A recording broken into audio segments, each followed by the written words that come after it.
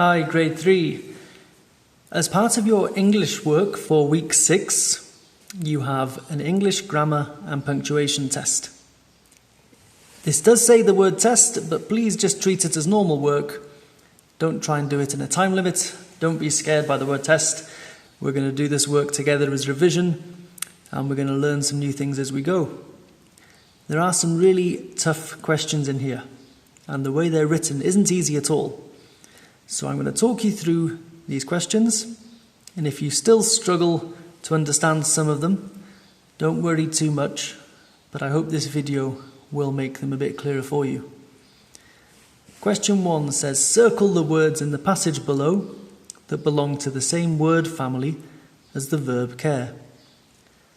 So in the little passage beneath, you need to find and circle all the words that have care as part of them. So it says, zookeepers care for the animals they look after. They carefully plan what the animal will eat, making sure that visitors do not carelessly throw the wrong sort of food into their enclosures. So we have the word care, so let's circle that one already. And the next one is they carefully plan. They carefully. Can you see how it's part of the same word family as care? And there's one more in there I'll let you find on your own as well. Question 2. Draw lines to match the words below to the appropriate prefix. So you have the prefixes here, and you need to match them to a word here to make a word that's correct. So miss. Let's do the first one together. Misbiotic. Doesn't sound right. Miss mobile. That doesn't sound correct either. What about mistake? Yeah, there's the first one. Mistake. And I think you can work out the other ones on your own by drawing lines to match them. Question 3. Circle the inverted commas in the passage below. So I'll read the passage. We need to turn left here, Dad, said Layla. Otherwise we will end up going the wrong way again. Are you sure, Layla? Asked Dad.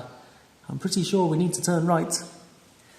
So inverted commas, another name for those are speech marks. Okay, I'll let you do that one on your own. Question 4. Read this sentence and underline the subordinate clause. Now, subordinate clause is a difficult term. Let's first look at what clause means.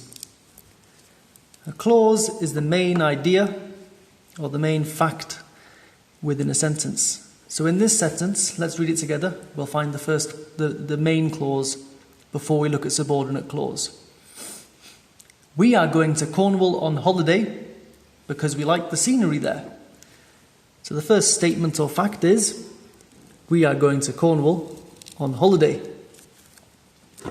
Now then, a subordinate clause will be another fact or statement that joins on to the first statement, which backs it up. Okay? And a subordinate clause usually comes after a connective word, like and, or, here's a clue, like because. So can you find another statement that comes after a connective word? That will be the subordinate clause. Good luck with that one, that's difficult. Question 5. Look at the words in the table. Do they use a or an as a determiner? Tick one option. So determiner will come before all of these words, and you need to tick whether that word would have an a or an as a determiner. Now, a bit of a clue for you guys. A will come before words that start with a consonant, so B, C, D, F, G, and so on. And an will come before a word that starts with a vowel, A, E, I, O, U. So alligator starts with a vowel, so it would be an alligator. Let's do one more together. Factory starts with a consonant, F, so that would be a factory. Keep working through that table. Question 6. Read the passage below. Draw an arrow to where you think the author should have started a new paragraph. Let's read this bit together.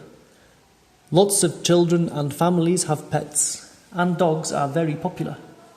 In this article, we will discuss how you can best care for your pet dog and help it to live a happy life. Firstly, a dog takes quite a lot of looking after. As well as feeding it, a dog needs exercise, training, and companionship. So remember, you need to start a new paragraph where you introduce a new idea or a new topic. So draw an arrow to where you think you need to start a new paragraph in this block of writing here.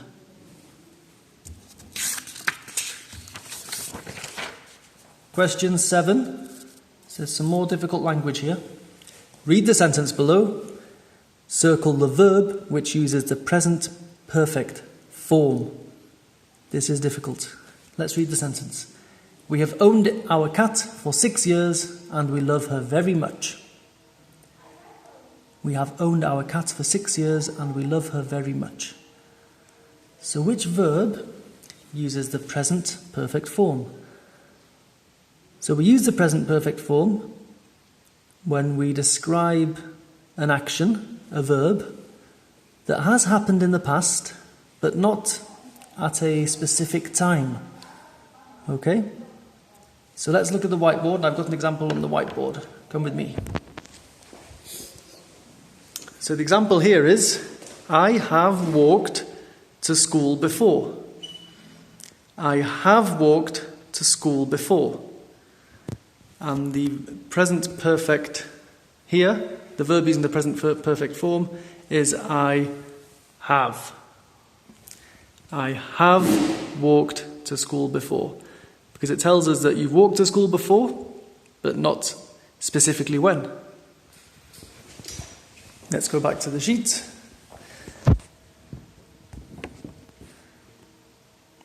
We have owned our cat for 6 years and we love her very much. Okay, which verb is in the present perfect form? Think about the example on the board. Question 8. Count the consonants in the sentence below and put your answer in the box. So consonants, we talked about this earlier, are B, C, D, F, G, H, J, K, L, M, N, P, Q, R, S, T, V, W, X, Y, Z. Count the consonants and put the number in the box. Question 9. The sentences below are missing a word. Choose a conjunction from the box and write it in the space to complete each sentence. So each sentence is missing a word, you'll see. You need to choose the right conjunction or connective word to put in the box to complete the sentences. Lastly, question 10. Choose a subheading which best matches the paragraph. Okay, these are the choices you can choose. Keeping your hamster clean, fruits and vegetables, feeding your hamster, choosing a hamster. You need to choose one of these subheadings that best matches the paragraph below.